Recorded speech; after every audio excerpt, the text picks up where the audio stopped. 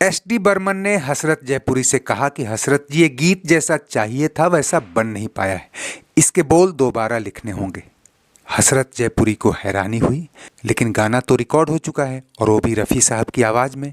तब तक तो आपने कुछ नहीं कहा। एस.डी. बर्मन चुप रहे।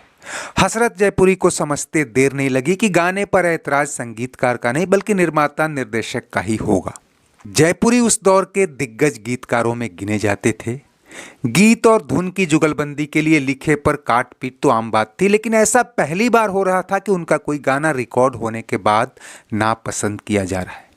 वैसे भी इस गाने पर उन्होंने काफ़ी माथापच्ची कर ली थी और अभी फिल्म के 10 में से 9 गाने लिखने बाकी थे। जब बर्मन ने बताया कि प्रोड्यूसर और फिल्म के लीड एक्टर देवानंद को ये गाना पसंद नहीं है और डायरेक्टर विजय आनंद भी चाहते हैं कि मुख्य किरदार राजू गाइड की सिचुएशन और मूड पर फिट होने वाले कुछ और बोल लिखे जाएं। इस पर हसरत जयपुरी भड़क उठे। बोले, मैं इससे अच्छा और क्या लिखूं, ये तो एक भड़वे का गाना है। और दोस्तों, ये बात हूबहू इन्हीं शब्दों में लिखी गई है विजय आनंद की biography Goldie the man and his movies में।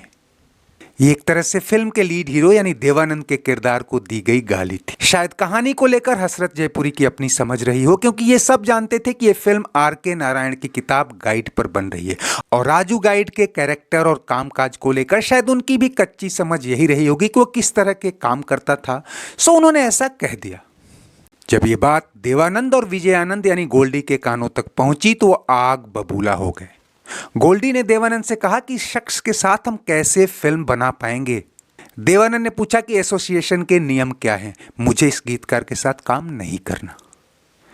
चूंकि एक गाना रिकॉर्ड हो चुका था, ऐसे में एसोसिएशन के नियमानुसार गीतकार को पूरे कॉन्ट्रैक्ट के पैसे देने पड़ेंगे। हालांकि उस दौर में एक गाने के लिए 500 रुपये दिए जाते थे, लेकिन देवानंद ने प्रोडक्शन विभाग से पूछा कि हसरत जयपुरी को कितने पैसे देने होंगे। पता चला उनका कॉन्ट्रैक्ट 25,000 रुपये का है। बिना कुछ पूछे देवानंद ने 25,000 रुपये का चेक हसरत जयपुरी के घर भिजवा दिया। जब हसरत को ये बात पता चली तो दौड़े दौड़े देवानंद के दफ्तर आए।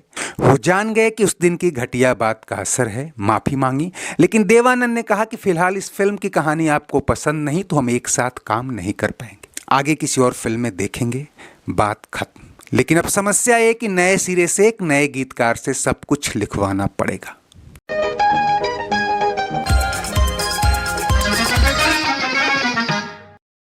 जब गीतकार शैलेंद्र को पता चला कि नवकेतन फिल्म्स को गीतकार चाहिए तो खुद आकर देवानंद से मिले और गाइड के लिए काम करने की इच्छा जताई। दोनों इससे पहले काला बाजार में काम कर चुके थे। शैलेंद्र सीधे सादे शब्दों में अर्थपूर्ण गीत लिखने के लिए जाने जाते। फिर हसरत जयपुरी के लिखे और नापसंद किए गए गीत पर शैलेंद्र के साथ देवानंद और गोल्डी की चर्चा हुई। एस.डी. बर्मन के साथ जयदेव और R.D. बर्मन भी उस मीटिंग में आए और शैलेंद्र ने जो गीत लिखा वो ये था। दिन ढल जाए है रात न जाए। पहले गीत के बोल क्या फूटे, बाकी गानों की भी धार फूट पड़ी। आज फिर जीने की तमन्ना है, आज फिर मरने का इरादा। मेरे सपने अब एक रंग रहे मेरा दिल, तू ही क्या क्या मिला बेवफा। जैसे जैसे शैलेंद्र को गाने की सिचुएशन समझाई जाती, वो ये कहकर कि अभी आता हूँ समुद्र किनारे टहलने चले जाते और फिर लौट कर आते तो पर्ची पर गाने के बोल लिखे होते। मसलन इस गीत में जब नायिका पति के तमाम विरोध और दबाव के बावजूद अपने पुराने पैशन यानी गीत संगीत से खुद को दूर नहीं रख पाती और आवेश में आकर घुंघरू बांध लेती है, तो इसके लिए गोल्डी ने जैसे ही सीन समझाए, एस.डी. बर्मन और शैलेंद्र ने कहा कि बस हमने समझ लिया, आपको थोड़ी देर में बताते हैं। 2 घंटे बाद ही गाने का मुखड़ा और धुन तैयार थी। आज फिर जीने की तमन्ना है, आज फिर मरने का। हालांकि कुछ गानों के लिए कई कई दिन मशक्कत करनी पड़ी, लेकिन कुल मिलाकर शैलेंद्र के गीत और बर्मन की धुन पर जो 10 गाने तैयार हुए और जिन्हें मोहम्मद रफ़ी, लता मंगेशकर, किशोर कुमार और खुद एस.डी. बर्मन की आवाज़ों में रिकॉर्ड किया गया, उन्होंने न सिर्फ इस फिल्म को सुपरहिट कालजयी कलाकृति बना दिया, बल्कि म्यूजिक रिकॉर्ड भी चार्ट बस्टर साबित हुआ। कहीं बीते ना ये रातें, कहीं बीते ना ये दिन, दोस्तों, गाइड कई मायनों में अपनी तरह की पहली फिल्म थी। ये देवानंद की पहली रंगीन फिल्म तो थी ही, पहली बार कोई फिल्म एक साथ हिंदी और अंग्रेजी में बनाई जा रही थी। ये आर.के. नारायण की किताब गाइड पर आधारित थी, लेकिन उसमें कई बदलाव और गोल्डी के संवाद जोड़कर मूल किताब से अलग ही रूप दिया गया था। लेकिन तब इसे कोई भाव नहीं दे रहा था, यहां तक कि फिल्म को डिस्ट्रीब्यूटर और फाइनेंसर भी नहीं मिल रहे थे, क्योंकि किताब पर आधारित फिल्मों को पहले ही मान लिया जाता था कि इसे अवार्ड भले ही मिल जाए, ये कमर्शियली हिट नहीं होने वाली। ऊपर से इसके लीड हीरो या किरदार राजू गाइड में कई बुराइयां थी जो आमतौर पर हीरोइक नहीं मानी जाती। नायिका रोजी यानी वहीदा रहमान का शादीशुदा होने के बावजूद राजू संग प्यार के पिंगे बढ़ाने की स्क्रिप्ट पहले तो किसी की समझ नहीं आई और बाद में भी इस पर कई तरह के वाद विवाद हुए। सबसे ज्यादा इस बात पर कि राजू गाइड के बहाने कई सामाजिक और धार्मिक मूल्यों पर चोट की गई है।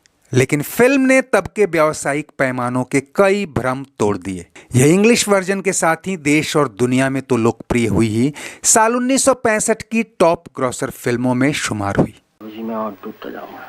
प्लीज राजू, मैं बहुत थक गई हूँ। मेरी बाहों में सो जाओ, आज मेरे कंधे पे सर रख लो। इसने best film, best director, best actor और बेस्ट एक्ट्रेस सहित 7 फिल्म फेयर अवार्ड जीते। कई इंटरनेशनल अवार्ड भी मिले और आज भी एक कल्ट क्लासिक फिल्म मानी जाती है। लेकिन बात इसके गानों की करें तो लता मंगेशकर और मोहम्मद रफ़ी ने राजू और रोजी के किरदारों को जीवंत करने में सबसे ज्यादा योगदान दिया।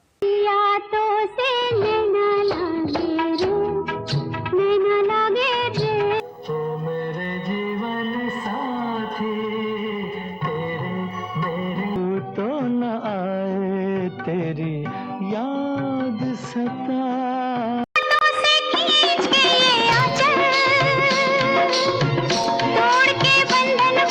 खुद संगीतकार सचिन देव बर्मन ने 2 गानों में अपनी आवाज दी और उनका अलग ही इफेक्ट था।